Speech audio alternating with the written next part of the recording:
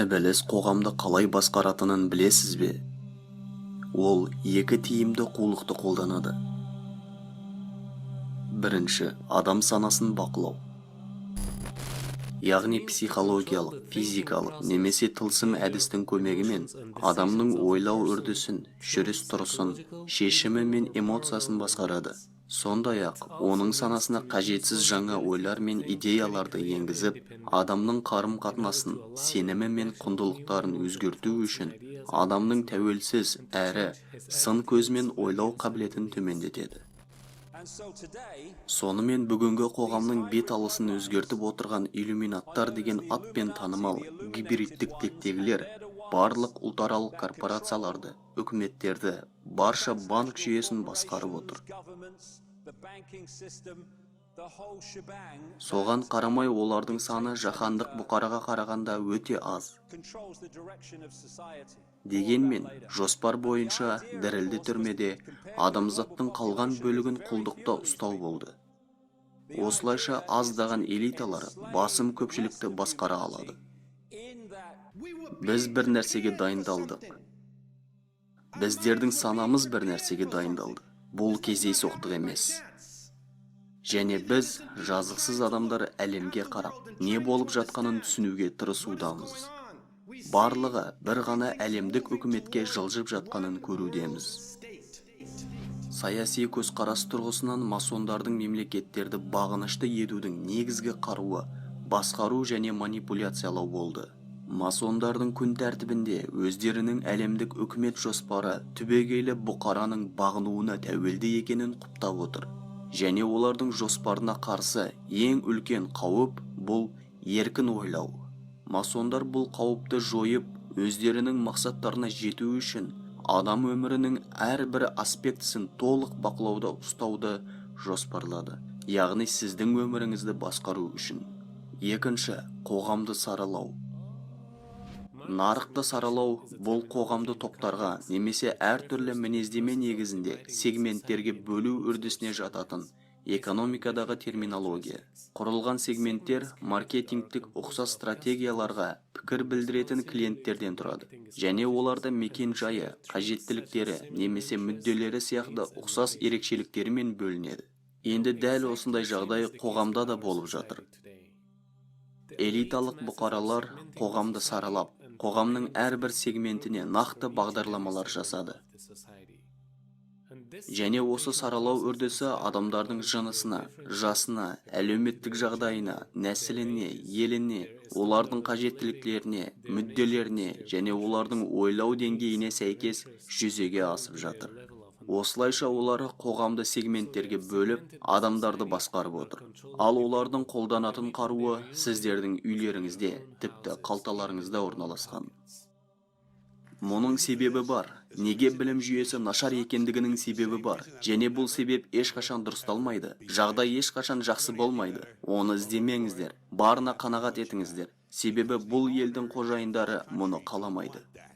Қазір мен нағыз қожайындар жайлы айтып отырмын. Барлығын бақылап, ең маңызды шешімдерді қабылдайтын үлкен, бай бизнесмендер. Саясаткерлерді ұмытыңыздар. Оларда қауқар жоқ. Саясаткерлер сіздерге еркіндік құқығы бар деген идеяны айту үшін отырғызылған. Ал сіздерде құқық жоқ. Сіздердің қожайындарыңыз бар. Олар сіздерді билейді. Олар барлығын басқарады. Ең маңызды жерлердің барлығы оларға тиесілі. Олар корпорацияларды басқарады. Олар сенатты, конгресті сатып алған. Сот олардың қалтасында.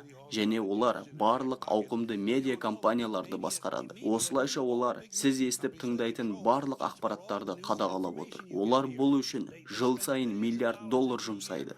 Лоббирлеу. Олар дегендеріне жету үшін лоббирлейді. You can't handle the truth.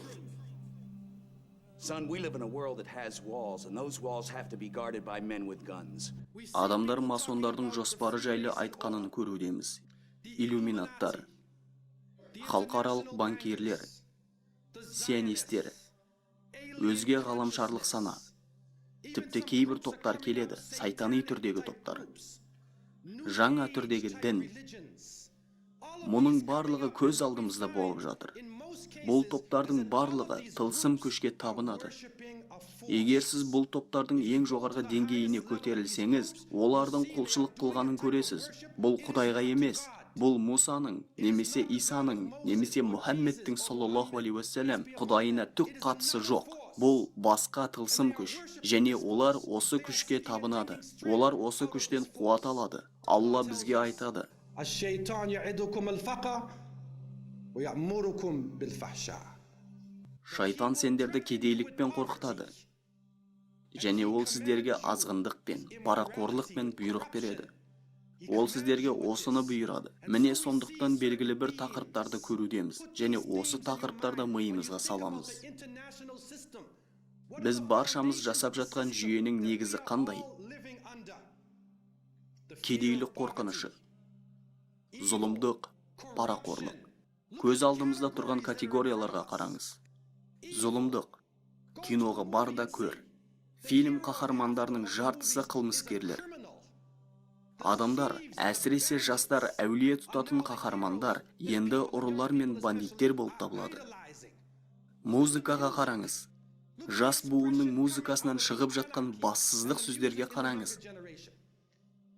Енді әлемге қараңыз. Азғындық.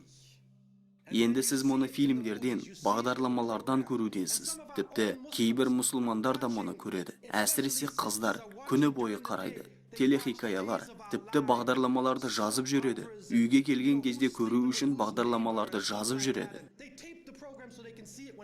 Адамның санасын басқарудың бұл үрдісі барлық жерде болып жатыр. Мектептерде, университеттерде, бұқаралық ақпарат құралдарында, саясатта және нақты ұйымдар жұмыс жасайды. CNN, BBC, FIFA, NASA, National Geographic, музыка индустриясы, банк жүйесі, тағы да басқа. Оларға элита бұқарасы жатады, иллюминаттары, құпия ұйымдар. Және олардың сіздерге қарсы қолданатын қаруы сіздердің үйлеріңізде орналасқан. Сіздерді және балаларыңызды алдандырып жатыр. Қараңыз, олар қалай адамзат пен моральды бұзды, және сіздерді өздерінің өнімдеріне тәуелді етіп қойды.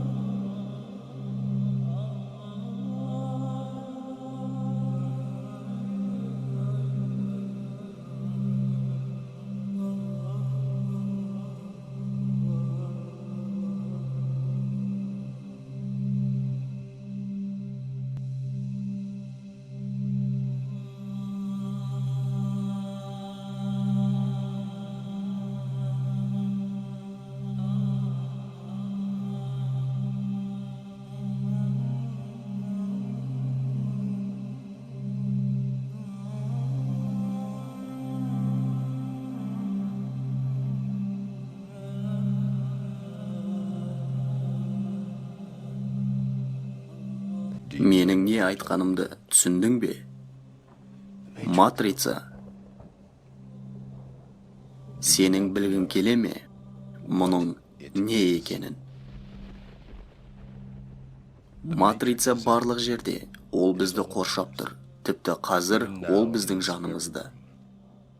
Сен оны айнаға қараған кезде, немесе теледидар қосқан кезде көресің. Сен оны жұмыс істегенде, шіркеуге барғанда, салық төлегенде сезесің. Шындықты жасыру үшін бүкіл әлем көзімізге алдамшы етілді.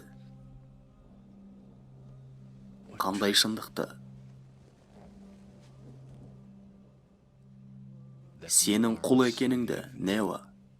Барлығы сияқты сен де туылғалы бұғаулысың. Туылғалы не сезе алмайтын, не жанаса алмайтын түрмеде. Санаңа арналған қара түнекте. Өзіңнің санаңды оят.